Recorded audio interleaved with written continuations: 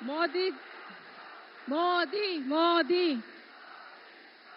मोदी जी को जय श्री राम, जय श्री राम। विश्व के सर्वाधिक लोकप्रिय नेता एवं देश के यशस्वी प्रधानमंत्री तथा देश को 2047 तक विकसित राष्ट्र बनाने के अग्रसर ऐसे हमारे प्रधानमंत्री माननीय नरेंद्र मोदी जी का आदिवासी अंचल नवग्रह की नगरी खरगोन में दिल से स्वागत, अभिनंदन। मोदी मोदी मोदी।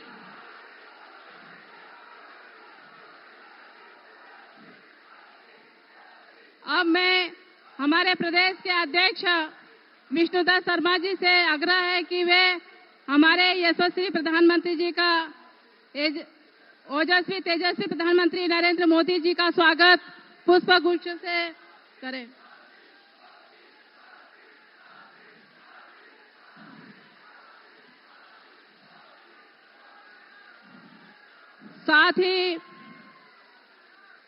साथ ही हमारी मातृशक्ति हमारी माननीय श्रीमती अनुभा जिला पंचायत अध्यक्ष खरगोन, माननीय श्रीमती छाया जोशी नगर पालिका अध्यक्ष खरगोन, माननीय श्री नंदा ब्राह्मणे विधायक प्रत्याशी भिकनगांव, माननीय श्रीमती छाया मोरे विधायक पंधाना, हमारे नर्मदा जी का और महेश्वर की महाहिल्या की नगरी का छाया चित्र आदरणीय यशस्वी प्रधानमंत्री जी को भेंट करेंगे।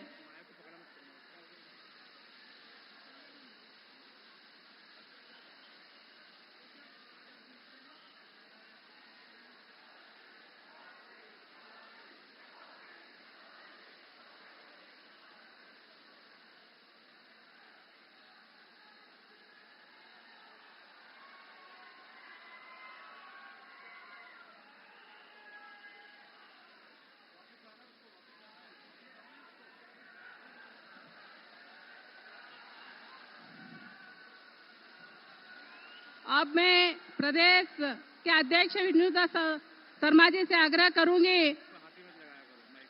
करूंगी कि वो मंच का संचालन करें, मंच संबोधित करें, विशाल सभा को संबोधित करें।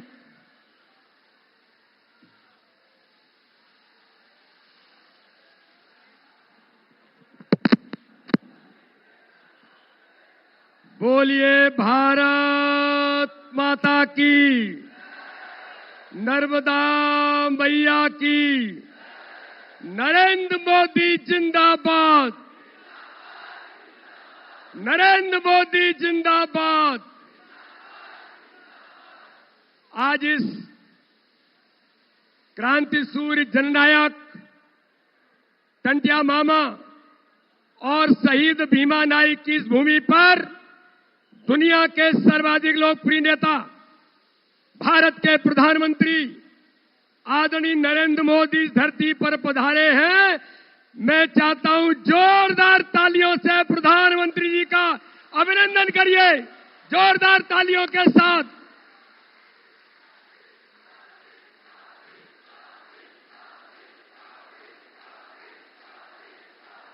आज हमारे इस ऐतिहासिक जनसभा में दुनिया के सर्वाधिक लोकप्रिय नेता भारत के प्रधानमंत्री मोदी जी आज हमारे बीच पधारे हैं। मेरे भाई और बहनों, इस देश के अंदर आदिवासी महापुरुषों से लेकर आदिवासी क्षेत्र में अगर विकास से लेकर हर गरीब के कल्याण का काम इस भारत में आजादी के इतिहास में किसी ने किया है तो आदिवासियों के, दलितों के और गरीबों के मसीहा भारत के प्रधानमंत्री नरेंद्र मोदी जी ने आदिवासी भाई और बहनों के विकास की गंगा देश के अंदर बहाई है। चाहे क्रांति सूर्य जननायक टंटिया मामा हो या भीमा नायक हो या आदिवासी हमारे महापुरुष, उन्हें सम्मान देने का काम इस देश के अंदर आजादी के इतिहास में किसी ने किया है तो भारत के प्रधानमंत्री नरेंद्र मोदी जी ने इस देश के अंदर किया है। भगवान बिरसा मुंडा के जन्म जयंती पर 15 नवंबर को आदिवासियों के क्षेत्र में जनजाति गौरव दिवस का इतिहास भारत के प्रधानमंत्री मोदी जी ने इस देश के अंदर आदिवासी भाई और बहनों के लिए दिया।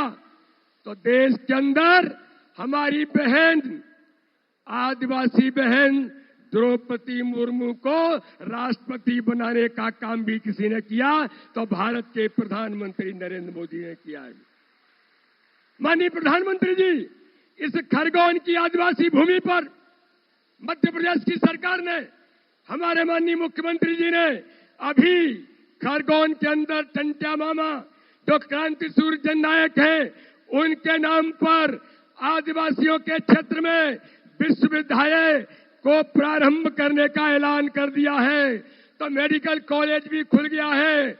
और आज मेरे भाइयों और बहनों, मैं कम शब्दों में आपको एक बात कहना चाहता हूं, इस मध्य प्रदेश के मन में मोदी जी हमेशा से रहे हैं। इस मध्य प्रदेश को माननीय प्रधानमंत्री जी ने 3,62,00,000 आयुष्मान कार्ड, 44 लाख प्रधानमंत्री आवास, 5.5 करोड़ गरीबों को मुफ्त राशन देने का काम किसी ने किया है, तो भारत के प्रधानमंत्री मोदी जी ने किया है। तो मध्य प्रदेश के मन में मोदी है और मोदी जी के मन में मध्य प्रदेश है। मेरे भाइयों और बहनों, माननीय प्रधानमंत्री जी को मैं बुलाऊं, इससे पहले आप प्रधानमंत्री को आश्वस्त करिए, इस क्षेत्र के अंदर, मध्य प्रदेश के अंदर 29 की 29 सीटें और इस बार खरगोन और खंडवा लोकसभा को हर बूथ पर कमल खिलाएंगे। बोलिए, सब तैयार हैं? प्रधानमंत्री को आश्वस्त करते हैं, हर बूथ पर कमल खिलाएंगे। बोलिए, भारत माता की जय। जय श्री राम। बहुत बहुत धन्यवाद। जय हिंद, जय भारत। धन्यवाद अध्यक्ष जी। अब मैं कार्यक्रम के अगली कड़ी में विश्व के सर्वाधिक लोकप्रिय नेता, देश के गरीब परिवारों को पक्की छत देने वाले, भारत के विश्व गुरु बनाने की और अग्रसर ऐसे हमारे प्रधानमंत्री माननीय नरेंद्र मोदी जी को आमंत्रित करती हूं कि वो हमें अपना ओजस्वी मार्गदर्शन प्रदान करें।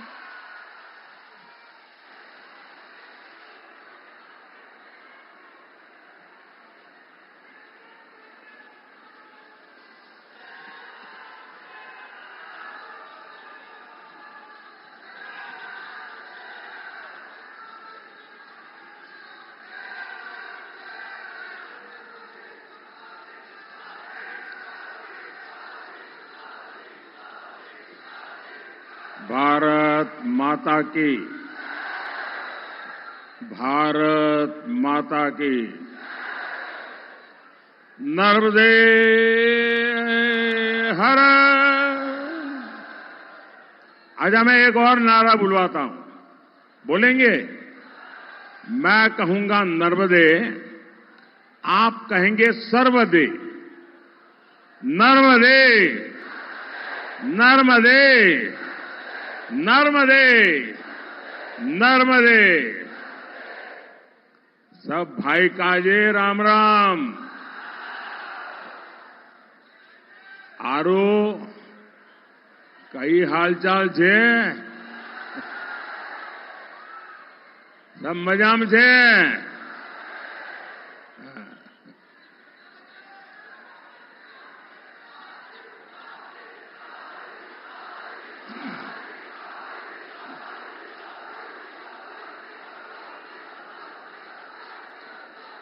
आज देश में तीसरे चरण का मतदान चल रहा है और मैं भी सुबह सुबह जल्दी वोट देकर के यहां आया हूं। आज मेरा वोट था। तो लोकतंत्र में एक नागरिक के नाते मेरा जो कर्तव्य है उसको निभाया है। और मुझे अभी हमारे साथी बता रहे थे कि 2 घंटे में काफी अच्छा पोलिंग हो रहा है। मेरा सभी मतदाताओं से आज देश भर में जहां जहां चुनाव चल रहा है, सबसे विनम्र अनुरोध है, गर्मी है, लेकिन फिर भी ये लोकतंत्र का पर्व हमने अछूत नहीं रहना चाहिए। बड़े उत्साह उमंग के साथ, परिवार के साथ, गाजे बाजे के साथ मतदान करने के लिए जाना चाहिए। भारी संख्या में मतदान करना चाहिए। साथियों, इस पुण्य भूमि पर मैं ओमकारेश्वर महादेव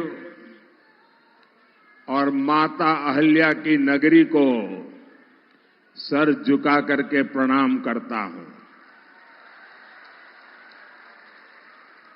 इस क्षेत्र में आना किसी सौभाग्य से कम नहीं है। मैं प्रधानमंत्री के नाते नहीं, लेकिन सालों तक भाजपा संगठन का कार्यकर्ता रहा हूं, तो उसके अनुभव के आधार पर मैं कहना चाहता हूं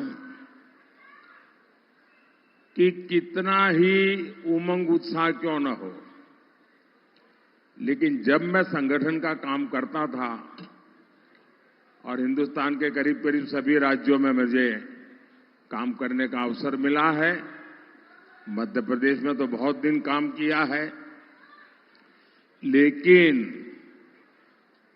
अगर जनसभा का समय सुबह 10 बजे का मिलता था तो सुनते ही पसीना छूट जाता था। हमें लगता था, अरे 10 बजे कैसे होगा, कौन आएगा। और 10 बजे का समय तो ऐसा होता है, माताओं बहनों को घर के सारे काम 12-1 बजे के पहले पूरे करने होते हैं, वो तो निकल ही नहीं सकती है। तो मैंने लंबे अरसे तक संगठन का काम किया है और मैं जानता हूं कि सुबह 10 बजे कार्यक्रम करना यानी लोहे के चने चबाने का काम होता है। लेकिन मैं आपको 100 सलाम करता हूं जी। ये इतना बड़ा रैली और सुबह और इतनी बड़ी तादाद में माताओं बहनों का आना, भाई गजब कर दी। मैं सच बता दूं, मैं संगठन का काम करता, मैं कहता 10 बजे बंद दो भाई, 2 बजे के बाद दीजिए। मैं पूरी पार्टी के सभी साथियों को जितनी बधाई दूं कम है जी, और सभी नागरिकों को भी आपका इतना प्यार, इतना आशीर्वाद शायद ही पता नहीं किस जन्म में क्या पुण्य किया होगा, इतने आशीर्वाद। साथियों, मैं आज आपसे विकसित भारत के संकल्प के लिए आशीर्वाद मांगने के लिए आया हूं। और हम जो नर्मदा के तट पर रहते हैं ना, वो तो दिन में कितने ही लोग मांगने के लिए निकलते हैं, लेकिन किसी को भी निराश नहीं करते हैं। ये माता नर्मदा की कृपा है, सदियों से क्रम चला है। कभी भी नर्मदा तट पर रहने वाला मांगने वाले को निराश नहीं करता है जी। और मैं आज आपसे मांगने आया हूं। आपको याद होगा, मैंने लाल किले से कहा था, सबका प्रयास, याद है ना? देश सबके प्रयास से, सबके परिश्रम से ही आगे बढ़ेगा। अगर आज देश चल पड़ा है, आगे बढ़ रहा है, तो ये आप सबके प्रयास से, देशवासियों के प्रयास से हुआ है। यहां इस रैली में आए हुए आप सभी को भी मैं देश को आगे बढ़ाने में आपके अमूल्य योगदान के लिए बहुत बहुत आभार भी व्यक्त करता हूं, बहुत बहुत बधाई भी देता हूं। गांव में, शहर में आप जो दिन रात मेहनत करते हैं, जो पसीना बहाते हैं, वही देश की ऊर्जा बढ़ाता है। और जब इसे आपके एक वोट की ताकत मिल जाती है तो कायाकल्प होने लगता है। साथियों, आपके एक वोट ने भारत को 5वीं बड़ी आर्थिक ताकत बनाया। आपके एक वोट ने दुनिया में भारत का दबदबा बढ़ाया। आपके एक वोट ने 70 साल बाद आर्टिकल 370 हटाया। आपके एक वोट ने एक आदिवासी बेटी को राष्ट्रपति बनाया। आपके एक वोट ने महिलाओं को आरक्षण का उनका हक दिलवाया। आपके एक वोट ने भ्रष्टाचारियों को जेल भिजवाया। आपके एक वोट ने मुफ्त राशन, मुफ्त इलाज की गारंटी दी। आपके एक वोट ने युवाओं के भविष्य को संवार दिया, अपार अवसर खड़े कर दिए। आपके एक वोट ने 25 करोड़ लोगों को गरीबी से बाहर निकाल दिया। और आपके वोट की ताकत देखिए, आपके एक वोट ने 500 साल की प्रतीक्षा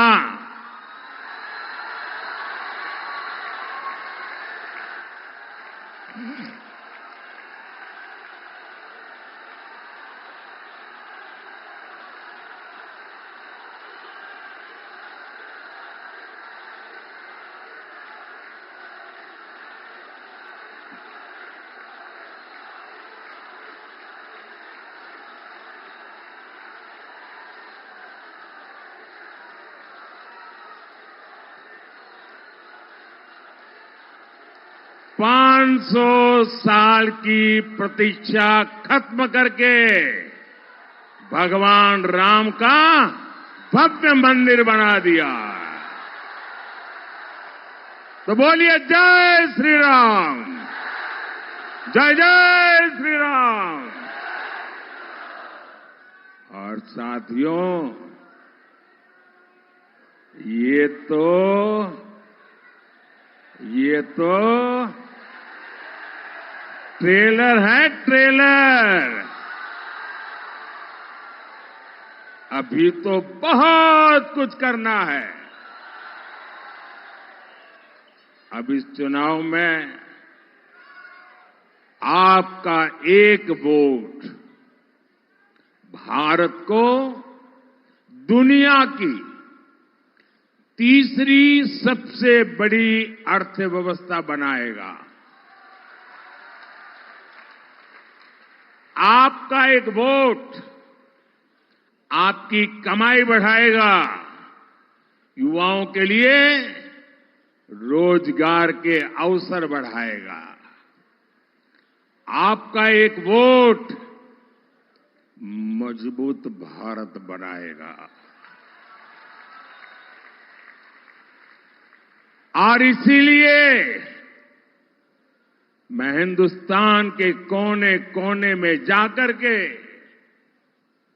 देशवासियों के आशीर्वाद मांग रहा हूं। इसीलिए भाजपा आपसे वोट मांग रही है। और दूसरी तरफ ये इंडी गठबंधन वाले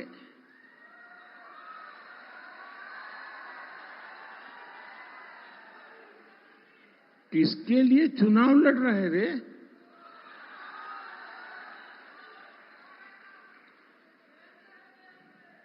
वो चुनाव लड़ रहे हैं अपनी अपनी विरासत बचाने के लिए,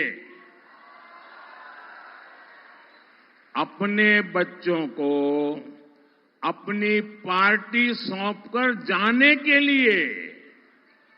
इन्हें आपके सुख दुख से कोई फर्क नहीं पड़ता।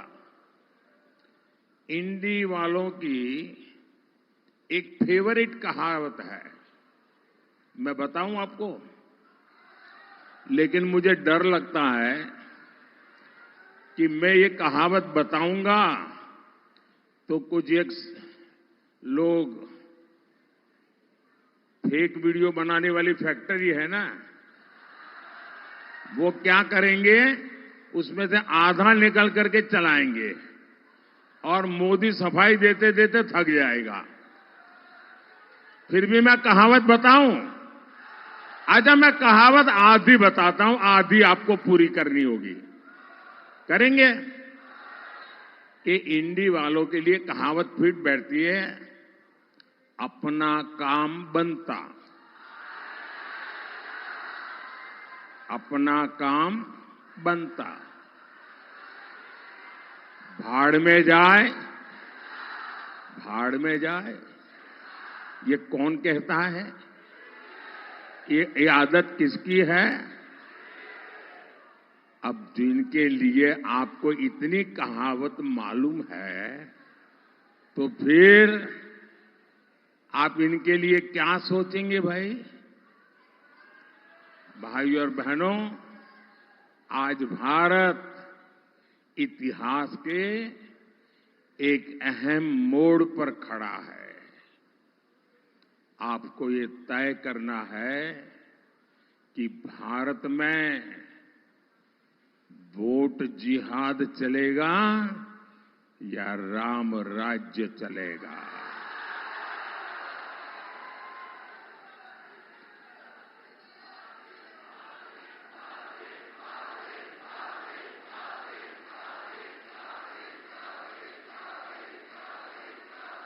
देखिए वो प्यारी प्यारी गुड़िया वहां से हाथ ऊपर कर रही है, शाबाश।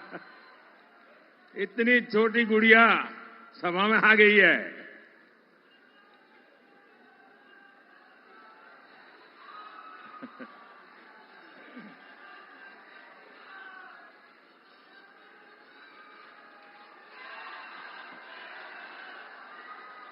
देखिए ये 2047 का वोटर है।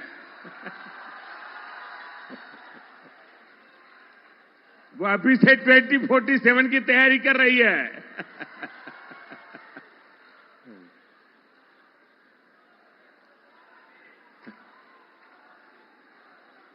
साथियों,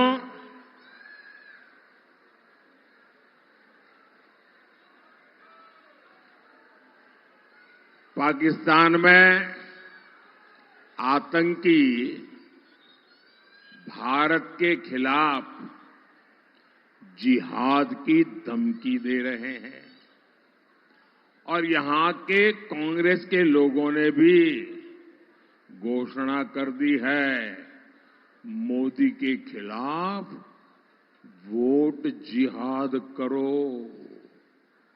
यानी मोदी के खिलाफ एक खास धर्म के लोगों को एकजुट होकर वोट करने को कहा जा रहा है। सोचिए कांग्रेस किस स्तर पर उतर आई है। हताशा, निराशा ने कांग्रेस को कहां ले जाकर के पटका है। आपको एक सवाल मैं पूछता हूं, जवाब देंगे? जरूर देंगे। आवाज इधर से आती है, उधर से नहीं आती है। ये मीडिया वालों को छोड़कर के सारे लोगों ने आवाज देनी चाहिए, इनको परेशान नहीं करना चाहिए। आप मुझे बताइए, क्या वोट जिहाद आपको मंजूर है? क्या लोकतंत्र में ये बात चल सकती है? क्या भारत का संविधान ऐसी जिहाद के लिए अनुमति देता है? साथियों, कांग्रेस के इरादे कितने भयानक है, उनकी साजिशें कितनी खतरनाक है, ये समझना हो तो आपको उन लोगों की बातें सुननी होगी जो 25 यानी 20, 25 साल कांग्रेस में रहे हैं। 20, 25 साल जो कांग्रेस के कार्यकर्ता रहे हैं, नेता रहे हैं, और ये लोग अब धमाधम कांग्रेस छोड़ रहे हैं।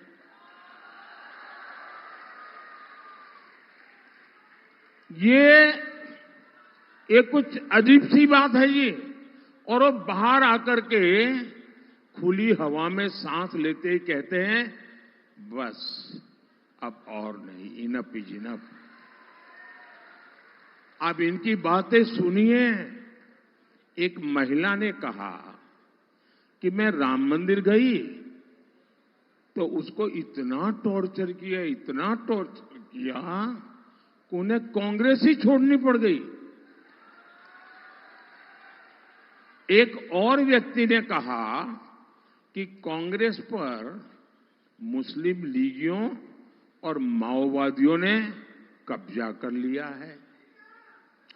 तीसरे ने एक और गहरी साजिश से पर्दा उठा दिया। उन्होंने कहा कि कांग्रेस के शाहजादे का इरादा राम मंदिर पर सुप्रीम कोर्ट के फैसले को पलटने का है। जैसे शहजादे जी ने, पिताजी ने सहबानो केस में सुप्रीम कोर्ट का फैसला पलटा था, वैसे ही कांग्रेस राम मंदिर का फैसला पलटने के लिए सोच रही है। चौथे व्यक्ति ने तो ये भी सनसनीखेज खुलासा किया है, कहा कि ये लोग पिछले 2 साल से एक बड़ी साजिश में जुटे हैं। ये जो कांग्रेस से निकल के आए बोले, मैं इन्हीं की बात बता रहा हूं जी। कांग्रेस में चर्चा हुई है कि मोदी को भ्रष्टाचार का आरोप लगा नहीं सकते। कितना ही चौकीदार चोर बोलो, कोई मानने को तैयार नहीं है। मोदी को देश की सुरक्षा के मुद्दे पर, आतंकवाद के मुद्दे पर कोई आरोप नहीं लगा सकता है। विदेश नीति की सफलता को देखते हुए उस पर भी बोलती बंद हो जाती है और कहते हैं कि जब कोई मुद्दा ही नहीं बचा है, हर मुद्दा मोदी के पक्ष में है, तो मोदी को हराना बड़ा मुश्किल है। और ये कांग्रेस वाले कहते हैं। और इसलिए कांग्रेस ने तय किया कि मोदी को झूठे आरोप में फंसाओ, अफवाह फैलाओ। और इसलिए आजकल संविधान को लेकर झूठ फैलाया जा रहा है। इसलिए लोग देश में आग लगाने की बातें कर रहे हैं। भाई और बहनों, कांग्रेस को, इंडी गठबंधन को न हमारी आस्था की परवाह है और न ही देश हित की परवाह है। राष्ट्र विरोधी बातें करने में तो कांग्रेस के लोगों में होड़ लगी है, होड़। वोट के हर चरण के बाद कांग्रेस का पाकिस्तान प्यार चरम पर पहुंच रहा है। इन लोगों के बयान हैरान करने वाले हैं। कांग्रेस के एक पूर्व सीएम ने कहा कि हमारी सेना आतंकी हमले करती है, पाकिस्तान तो निर्दोष है। क्या ये देश का नागरिक ऐसी बातें सुन सकता है क्या? हमारी सेना का ये अपमान है कि नहीं भाई? कांग्रेस के एक और बड़े नेता ने उनकी बेशर्मी देखिए। उन्होंने कहा कि मुंबई आतंकी हमले में भी पाकिस्तान का हाथ नहीं था। क्या आप इस बात को मानते हैं क्या? कोई मानेगा क्या? अरे दुनिया के किसी देश का व्यक्ति मानेगा क्या? कांग्रेस के साथी दल के एक और नेता भारत को धमकी देते हैं, कहते हैं कि पाकिस्तान ने चूड़ियां नहीं पहनी हुई है। बताओ, मैं तो कांग्रेस के शाहजादे से पूछूंगा, जरा ये बताओ भैया, आपके साथी ये सब बोल रहे हैं, इनकी मंशा क्या है? ये आखिरकार अचानक एक साथ चारों तरफ से सीनियर लोगों की आवाज क्यों आने लगी है? पाकिस्तान से इतनी मोहब्बत और हमारी सेना से इतनी नफरत, और इसलिए ही तो लोग कहते हैं कांग्रेस का हाथ, कांग्रेस का हाथ, कांग्रेस का हाथ। अब मैं तो नहीं बोल रहा हूं, आप बोल रहे हैं भाई। मीडिया वाले देखना, मैं नहीं बोला हूं। मेरे गले मत बढ़ दे रहा। इनको लगता है कि पाकिस्तान प्रेम दिखाकर ये अपनी वोट बैंक की राजनीति मजबूत कर लेंगे, लेकिन मैं जानता हूं इनकी जमानत तक बचनी मुश्किल है। भाई और बहनों, कांग्रेस की नजर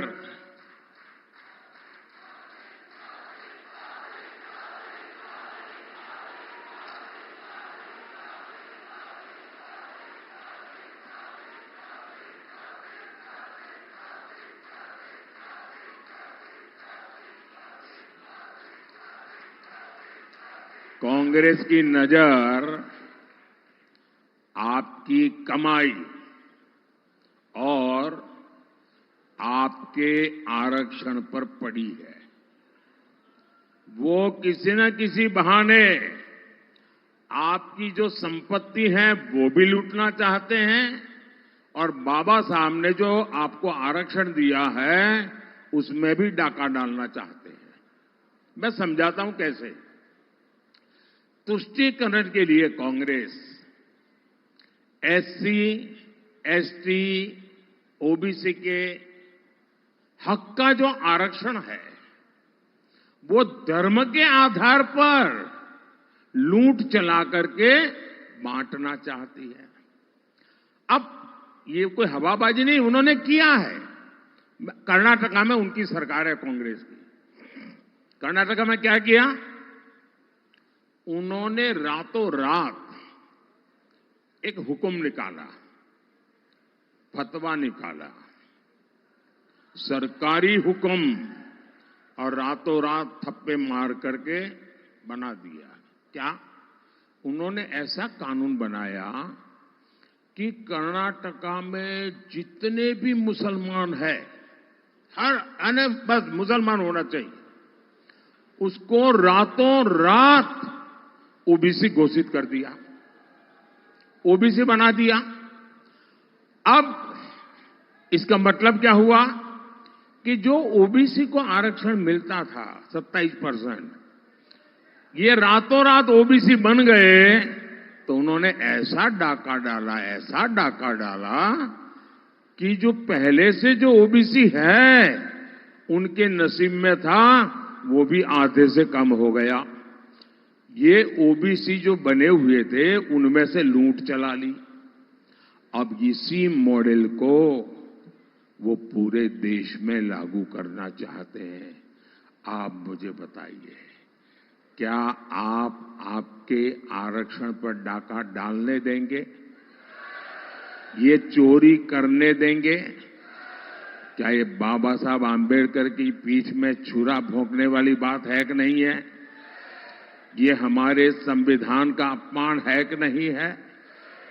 यही नहीं, ये शाहजादे तो साहब ऐसी चीज लेके आए हैं, दुनिया में कोई डेवलपिंग कंट्री सोच ही नहीं सकता है। वो कहते हैं आपकी संपत्ति का एक्सरे करेंगे, एक्सरे। और मैं आपको बताता हूं, मैंने इस कांग्रेस के सबका एक्सरे करके रखा हुआ है, लेकिन मैंने उनके दिमाग का एक्सरे किया है। ये क्या सोचते हैं तो क्या करेंगे, मेरे एक्सरे में साफ दिखता है। इनका एक्सरे क्या है? वो आपके लॉकर का एक्सरे करेंगे, आपके बैंक के खाते का एक्सरे करेंगे, आपके घर में गहने कितने हैं, सोना कितना है, चांदी कितनी है, आपके यहां बहू शादी करके आई तो क्या लेकर के आई थी, आपकी पत्नी शादी में क्या लेकर के आई थी, आपके घर कितने, खेत कितने, इन सारों का वो सर्वे करेंगे। और वो कहते हैं, खुल करके कहते हैं, और फिर आपकी जरूरत से जितना ज्यादा है, अगर आपके पास 10 एकड़ भूमि है तो 5 एकड़ गई। अगर 2 साइकिल है तो 1 गई। अगर आपका मंगलसूत्र है तो गया। ये खेल खेलने वाले हैं। और क्यों? तो ये जो संपत्ति आपसे ले लेंगे, वो अपनी वोट बैंक को बांटना चाहते हैं। भाइयों बहनों, आप, हमारे देश में हर मां बाप बच्चों के लिए कुछ न कुछ बचाता है। उसके मन में रहता है कि जाने के बाद बच्चों के लिए कुछ छोड़ करके जाऊं दुनिया से। अब ये कहते हैं कि आपके मां बाप ने जो बचाया है, वो सारा का सारा उनके बेटे बेटियों को नहीं मिलेगा। उस पर आधे से ज्यादा टैक्स लगेगा और आधे से ज्यादा सरकार छूने लगी। मुझे बताइए, क्या भारत जैसे देश में आप अपनी संपत्ति लूटने देंगे क्या? क्या आप अपनी संपत्ति बचाना चाहते हैं? आप अपनी संपत्ति अपने वारिस को देना चाहते हैं? तो आपको कौन बचाएगा? कौन बचाएगा? कौन बचाएगा आपको? कौन बचाएगा आपको? कौन बचाएगा आपको? मोदी नहीं, आपका एक वोट बचाएगा। आपका एक वोट बचाएगा। आप मोदी को वोट देकर के मजबूत बनाइए, मोदी आपके लिए लड़ता रहेगा। साथियों, मोदी ने इसका भंडाफोड़ कर दिया,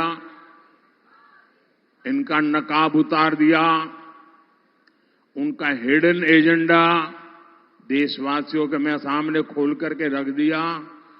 तो अब वो हड़बड़ी में है, गालियां दे रहे हैं, गालियां दे रहे हैं, नई नई गालियां दे रहे हैं। पूरी डिक्शनरी खाली कर दी गालियां देते देते। साथियों, हमारा आदिवासी समाज, हमारी संस्कृति, हमारी आजादी का सबसे बड़ा रक्षक रहा है। आदिवासी समाज ने ही राजकुमार, अयोध्या से एक राजकुमार निकले थे। 14 साल के बाद अयोध्या से निकला हुआ राजकुमार जब वापिस गया तो पूर्ण पुरुषोत्तम राम बन गया। एक राजकुमार को राम किसने बनाया? एक राजकुमार को राम बनाया मेरे आदिवासी भाई बहनों ने। आप पूरी रामायण पढ़िए, उनके साथ केवट, निषाद यही लोग थे 14 साल। एक राजकुमार को ये आदिवासी प्रभु राम बना सकते हैं भाइयों बहनों, और इसलिए मैं आदिवासियों की पूजा करता हूं। टंटिया भील और भीमा नाइक की राजभक्ति की परंपरा हमारे यहां रही है। इस समृद्ध आदिवासी योगदान को कांग्रेस ने 60 सालों में आगे आने नहीं दिया। आपने अपने इस सेवक को दिल्ली भेजा। हमने भगवान बिरसा मुंडा के जन्म दिवस को जनजातीय गौरव दिवस घोषित किया। हम देश भर में आदिवासी सेनानियों से जुड़े म्यूजियम बना रहे हैं। निमाड़ में क्रांति सूर्य टंटिया भील विश्वविद्यालय बनाया जा रहा है। ऐसे ही यहां अनेक संस्थानों के नाम राजा शंकर शाह के नाम पर है, रानी कमलापति के नाम पर है, जननायक टंटिया भील के नाम पर है, भगवान बिरसा मुंडा के नाम पर है और राजा हृदय शाह के नाम पर रखे गए हैं। साथियों, भाजपा हर घर और हर खेत तक पानी पहुंचाने के लिए प्रतिबद्ध है। खरगोन में चिरन्या उद्वहन सिंचाई योजना पर काम चल रहा है। बिस्टान उद्वहन योजना सिंचाई योजना का लोकार्पण हो चुका है। यहां मेडिकल कॉलेज का निर्माण हो रहा है। मैं जानता हूं आदिवासी बेटे बेटी का सामर्थ्य जितना ज्यादा होता है, इसलिए भाजपा आदिवासी क्षेत्र में एकलव्य विद्यालय बनाने पर बहुत बल दे रही है। भाइयों और बहनों, याद रखिएगा, 13 मई को खरगोन से मेरे साथी गजेंद्र सिंह पटेल और खंडवा से ज्ञानेश्वर पाटिल जी को हर बूथ पर विजयी बनाना है। बनाएंगे, ज्यादा से ज्यादा मतदान कराएंगे। मतदान करने के लिए एक उत्सव की तरह थाली बजाते बजाते मतदान मथक जाएंगे। अच्छा, मेरा एक काम करेंगे? कमाल हो यार, इन लोगों के लिए कहता हूं तो बड़े उत्साह से बोल रहे हो, मेरे लिए कहता हूं तो बोलते ही नहीं आप तो। जरा सबके सब हाथ ऊपर करके बताइए, मेरा एक काम करेंगे? पक्का करेंगे? अच्छा देखिए, घर घर जाइए, ज्यादा से ज्यादा घरों में जाइए, ज्यादा से ज्यादा लोगों को मिलिए और कहिएगा कि मोदी जी आए थे, मोदी जी ने आपको जय श्री राम कहा है। मेरा जय श्री राम पहुंचा देंगे। हर परिवार में मेरा जय श्री राम पहुंचाएंगे, बिना भूले पहुंचाएंगे। बोलिए भारत माता की, भारत माता की।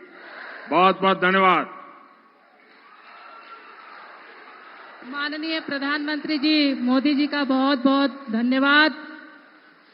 नरेंद्र मोदी जिंदाबाद, नरेंद्र मोदी जिंदाबाद। हर हर मोदी, हर हर मोदी। आपकी बार, फिर एक बार।